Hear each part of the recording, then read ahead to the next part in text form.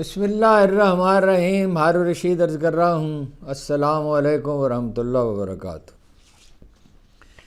P T I کے بعض لیڈروں نے اندیشہ ظاہر کیا ہے کہ عمران خان کو زہر دیا جا سکتا ہے یا کسی اور طریقے سے ان کی زندگی کا خاتمہ کیا جا سکتا ہے.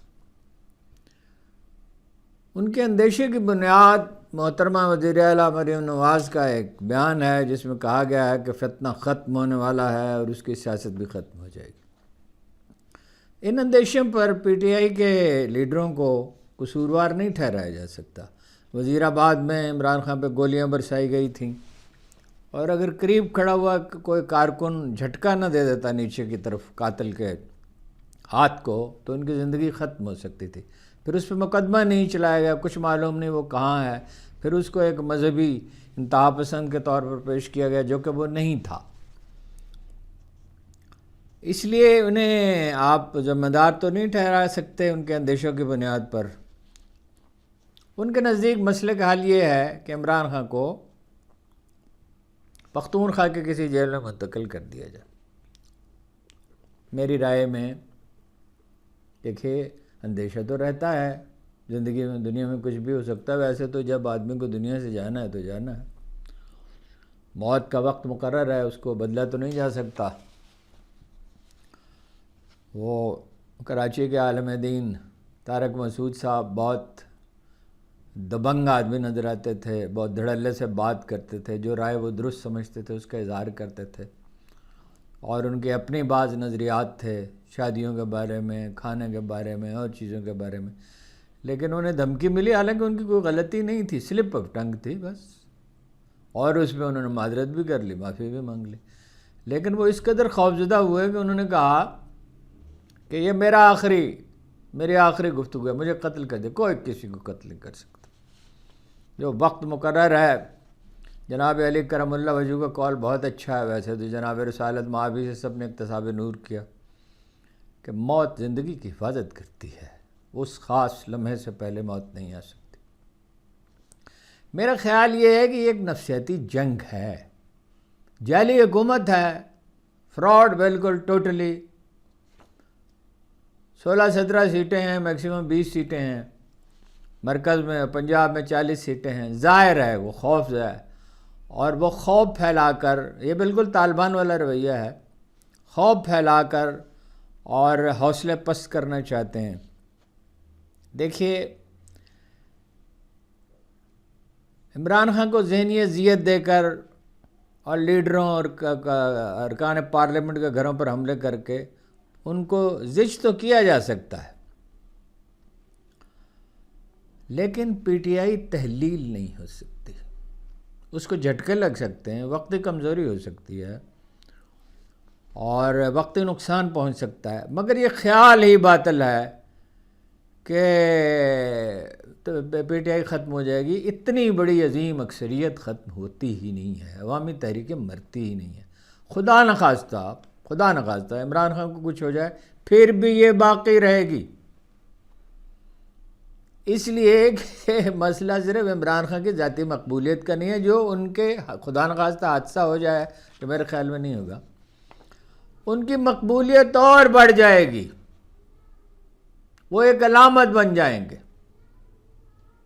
اور جب 70% لوگ ساتھ ہیں اور میڈیا مالکان سمجھوتہ کر چکے، ایک تو $50 بلین امریکہ خرچ کرتا ہے میڈیا پر، ایک حکومت کا دباؤ ہے، ایک سرکاری اشتہارات ہیں. سب کے سب لوگ تو ویسے پیسے نہیں لیتے، ایسے لوگ بھی ہیں جو پیسے نہیں لیتے مگر ڈرے ہوئے تو ہیں، کاروبار ہیں. اصل میں تو میڈیا نہیں ہے، اصل میں تو ان کے دوسرے کاروبار ہیں.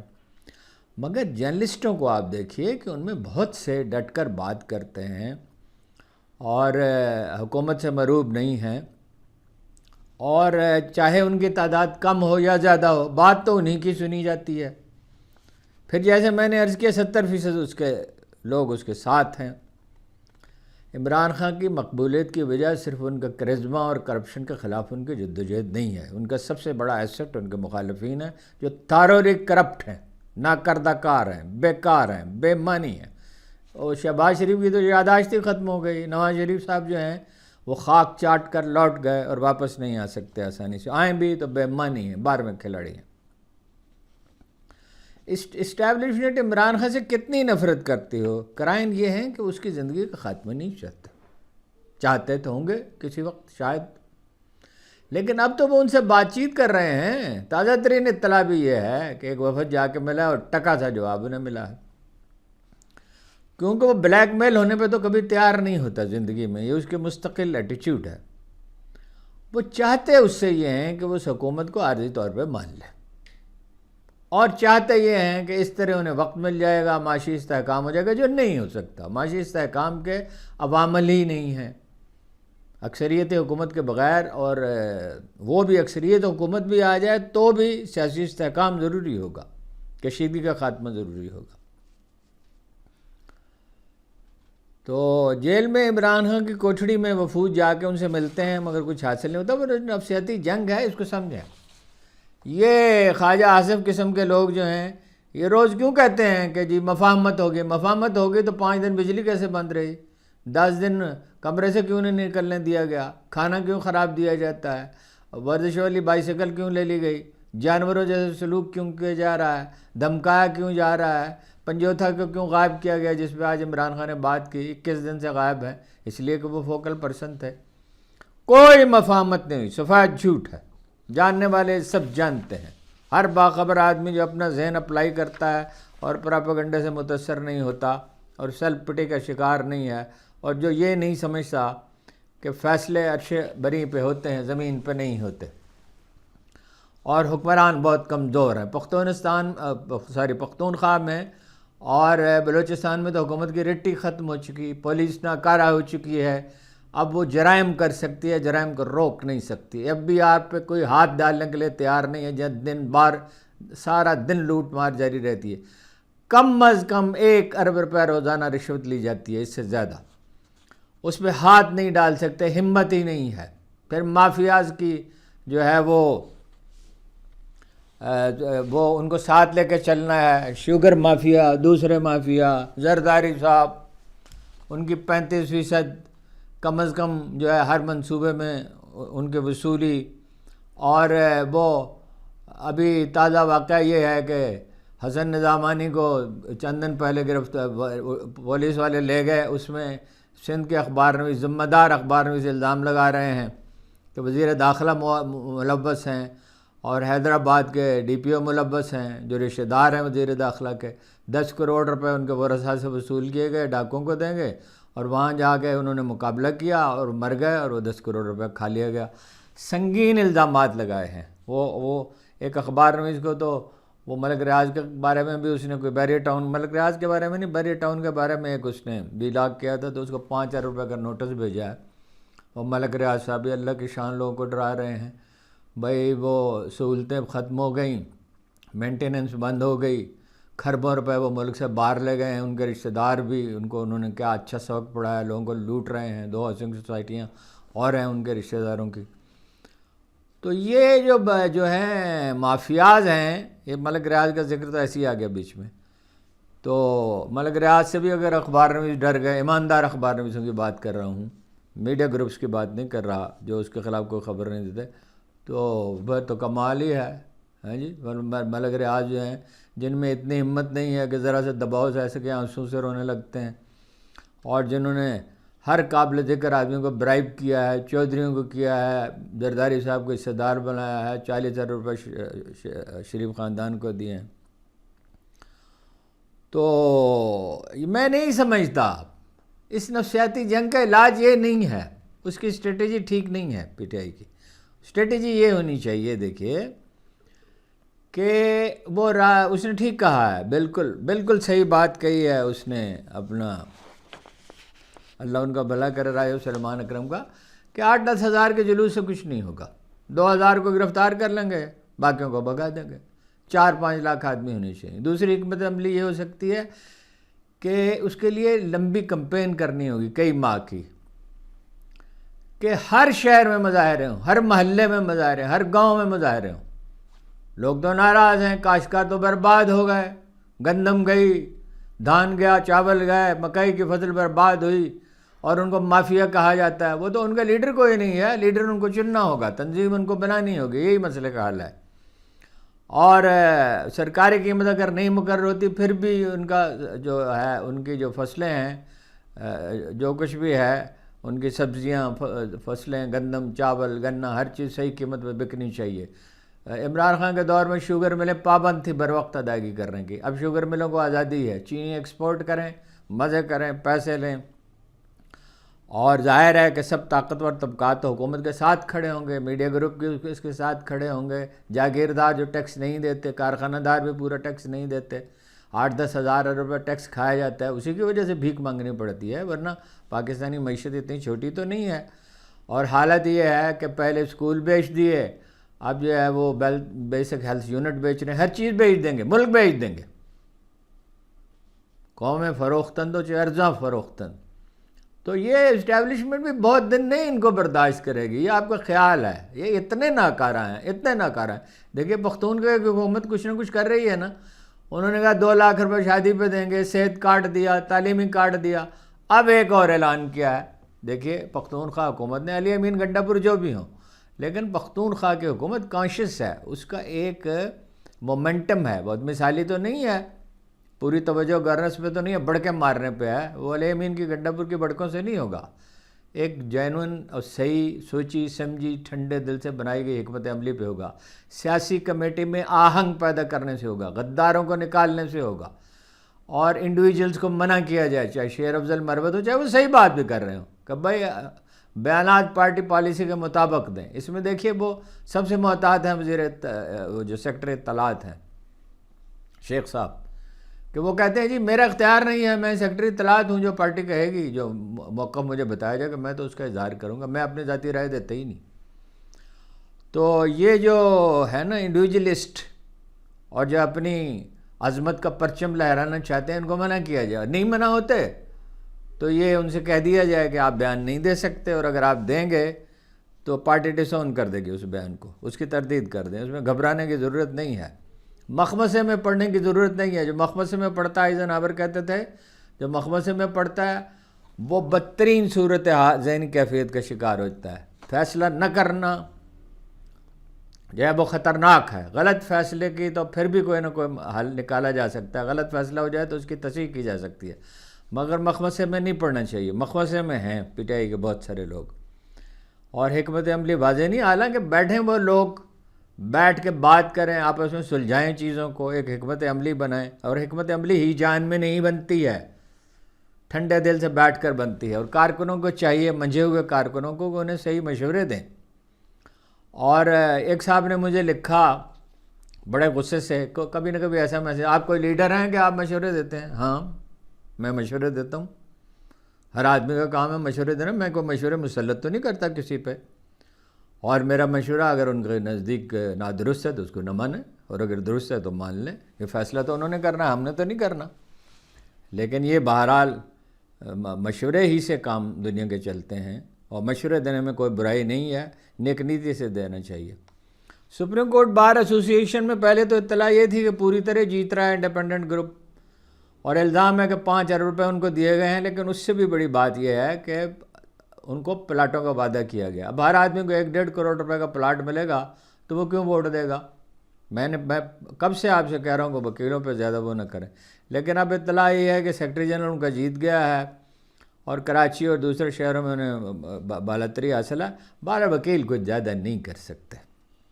اور دھاندلی بھی جو ہے وہ کاکڑ صاحب کا کہنا ہے, جو حامد خان گروپ کے ہیں امیدوار, کہ 25 ووٹ تو انہوں نے پکڑے جو ان کے ضائع کیے گئے. عمران خان نے بڑی اہم گفتگو کی ہے. انہوں نے کہا میرے ساتھ جانوروں سے بدتر سلوک کیا جا رہا ہے, جانوروں سے بدتر. سیل کی بجلی 5 دن بند رہی, 10 دن سیل سے باہر نہیں نکلنے دیا گیا. ڈاکٹروں, خاندان اور وکلاء سے ملنے کی اجازت نہیں دی گئی. وہ مجھے توڑنا چاہتے ہیں, ظلم کے باوجود انشاءاللہ میں ٹوٹوں گا نہیں.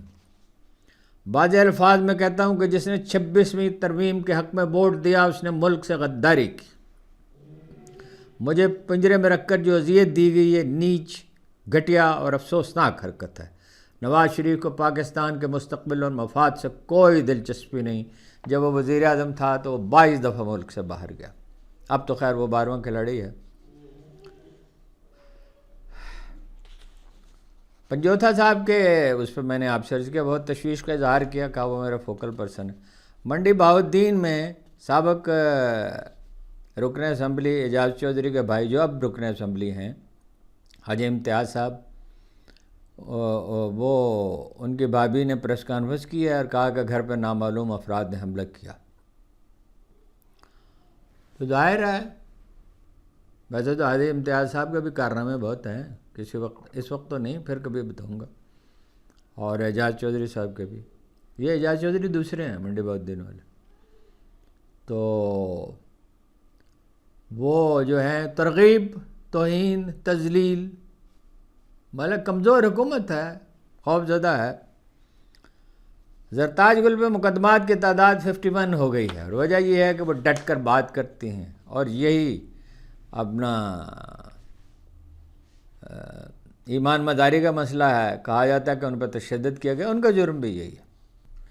دیکھیے، پاک فوج، ایک بات اس سے سب لوگ اختلاف کرتے ہیں، مجھ سے لوگ غصے میں ہیں اس لیے کرتے ہیں، پنجاب پولیس نہیں بننا چاہتے، اس لیے نواز شریف کو وزیر اعظم نہیں بنایا گیا۔ ان کا انداز فکر یہ تھا کہ چیف کو برائب کریں اور اپنا اس کو پنجاب پولیس بنائیں، اس لیے انہوں نے شہباز شریف کو چنا، جو کہ خوش آمد کے خوگر ہیں، اور کر یہ کچھ نہیں سکتے۔ انہوں نے اپنے حلیفوں کو خوش رکھنا ہے، مافیاز کو خوش رکھنا ہے۔ عدالتی محاذ پر حکومت کو مشکلات کا سامنا ہے، ججوں کی اکثریت آزاد رہنا چاہتی ہے۔ تمام کوششوں کے باوجود جسٹس منصور علی شاہ اور جسٹس منیب اختر کو وہ برطرف مستعفی ہونے پہ آمادہ نہیں کر سکے، اور انہی کا پلہ بھاری، اس لیے نہیں بھاری، ان کے پاس کیا اختیار ہے، وہ کسی کو کیا دے سکتے ہیں، اس لیے کہ وہ دلیر لوگ ہیں اور معتدل بھی ہیں، وہ پی ٹی آئی کے حامی نہیں ہیں۔ یہ بالکل غلط مغالطہ ہے۔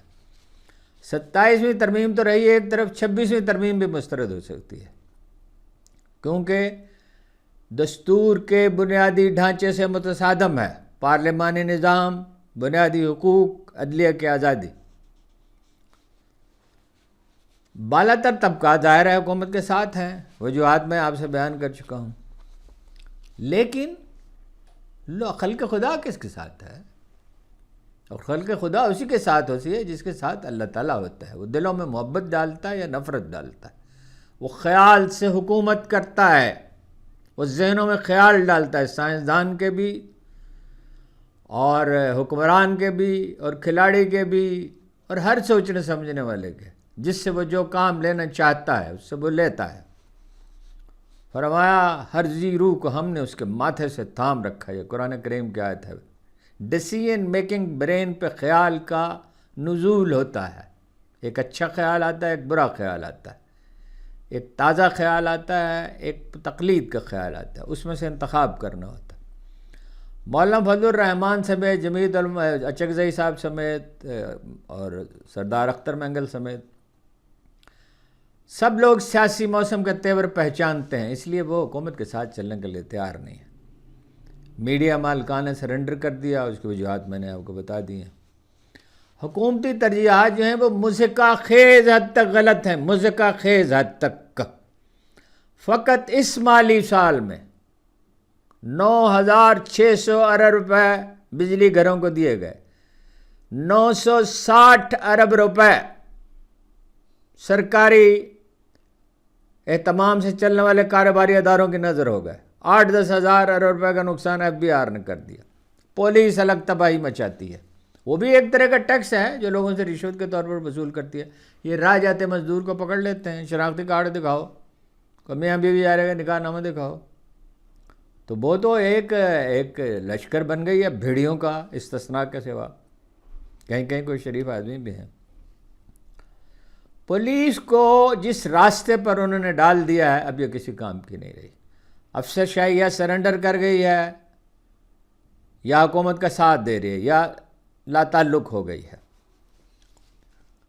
اور یہ ان سب چیزوں کے ہوتے ہوئے معاشی ترقی کا کیا سوال ہے جی؟ معاشی ترقی تو وہاں ہوتی ہے جہاں انصاف ہو، امن ہو، استحکام ہو۔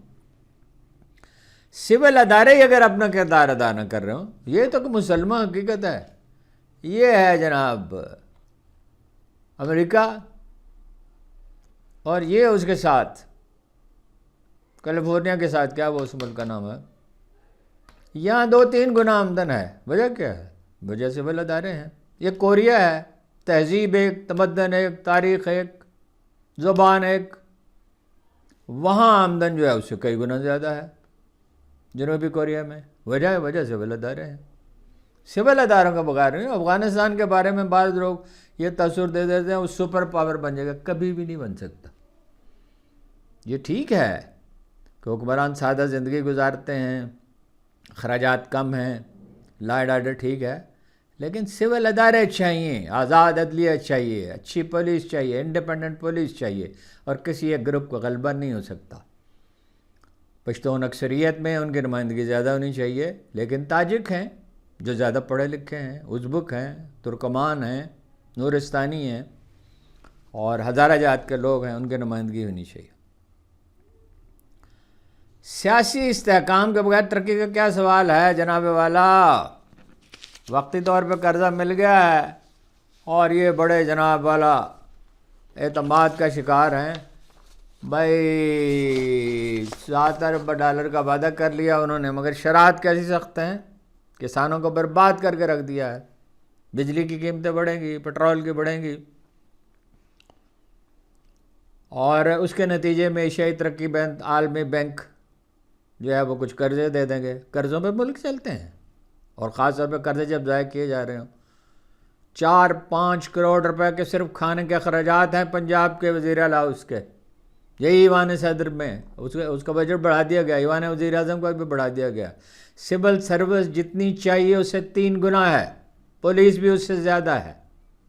تو اس طرح ملک ترقی کر سکتے ہیں.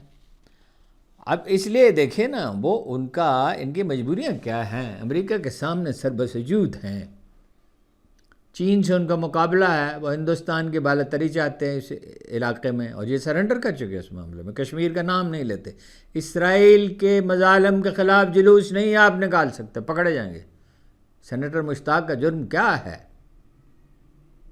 اور وہ جو ہیں کراچی کے لیڈر، کیا ان کا نعرہ ہے، ان کو پکڑ لیا گیا، انہوں نے پریس کلب میں احتجاج کیا. وہ اڈے چاہتے ہیں، یہاں پہ چاہتے ہیں افغانستان کے ساتھ ہم متصادم ہوں، اس کو غیر مستحکم کریں. افغانستان کو خناس نہیں نکلتا دماغوں سے سپر پاورز کے جب تک انہیں شکست نہ ہو جائے. چین کو وہ محدود کرنا چاہتے ہیں. اور کیا ہو گیا، سعودی عرب کے، چین کے اور یو اے ای کے قرضے جو ہیں وہ ری شیڈول ہو گئے. اس سے زیادہ تو کچھ نہیں ہو سکتا. جب تک آپ جدید صنعت نہیں ہوگی، اپنا زراعت کو جدید نہیں کیا جائے گا، آئی ٹی میں انویسٹمنٹ نہیں ہوگی، تعلیمی ادارے ٹھیک نہیں ہوں گے، جب تک یہ تعلیمی ادارے ہیں، ایم اے پاس کر کے لوگ نکلتے ہیں، ایک لفظ اردو کا نہیں لکھ سکتے، ایک جملہ ڈھنگ سے، ایک انگریزی کا نہیں لکھ سکتے، کوئی کام آتا ہی نہیں ہے. وہ جو اپنا کارخانوں میں جو لوگ کام سیکھتے ہیں وہ انجینئروں سے بہتر ہیں بعض اوقات. وہ انجینئروں میں بھی جو بہتر ہیں وہ اپنی قد و کاوش سے بہتر ہیں.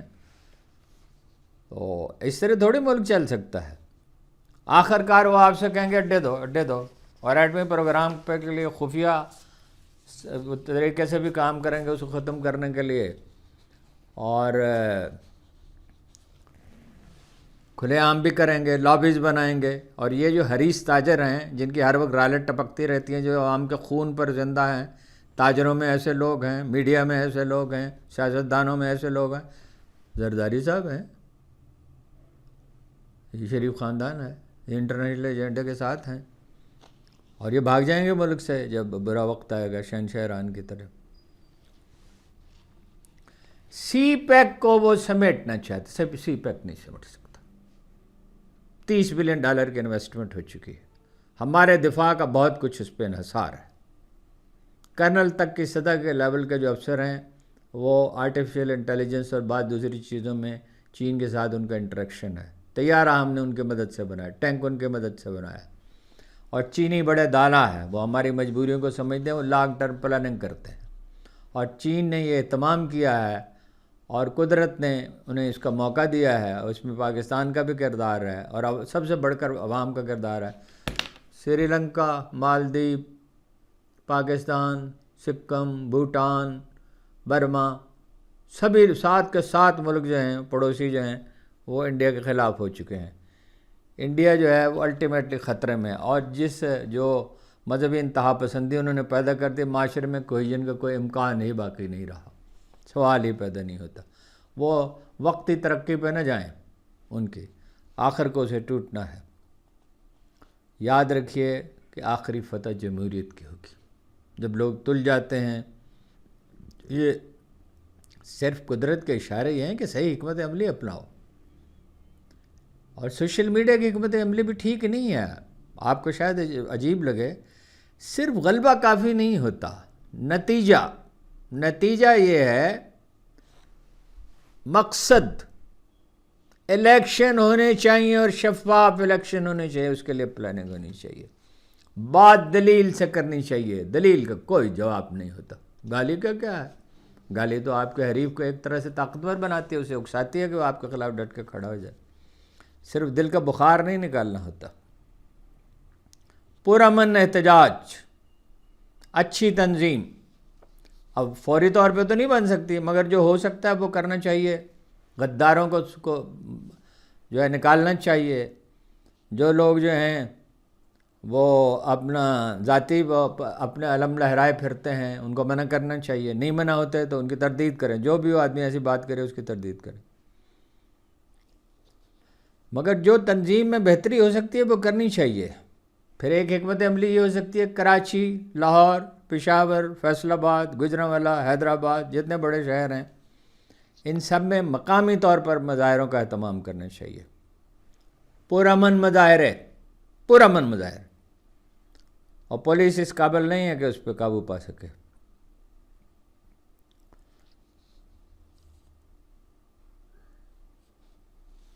حکومت نہیں ٹھہر سکتی، یہ میں آپ کو پورے وثوق کے ساتھ کہتا ہوں کہ حکومت کے ٹھہرنے کا کوئی سوال ہی پیدا نہیں ہوتا۔ ان کے دن گنے جا چکے، یہ صرف اللہ تعالیٰ جانتا ہے کہ کتنے دن ہیں ان کے پاس۔ بس یہی جناب ضروری باتیں تھیں، خبریں تو بہت ہیں، بے شمار ہیں، ختم نہیں ہوں گی، لیکن بات لمبی ہو جاتی ہے، اس لیے اجازت دیجیے۔ آپ کا بہت بہت شکریہ۔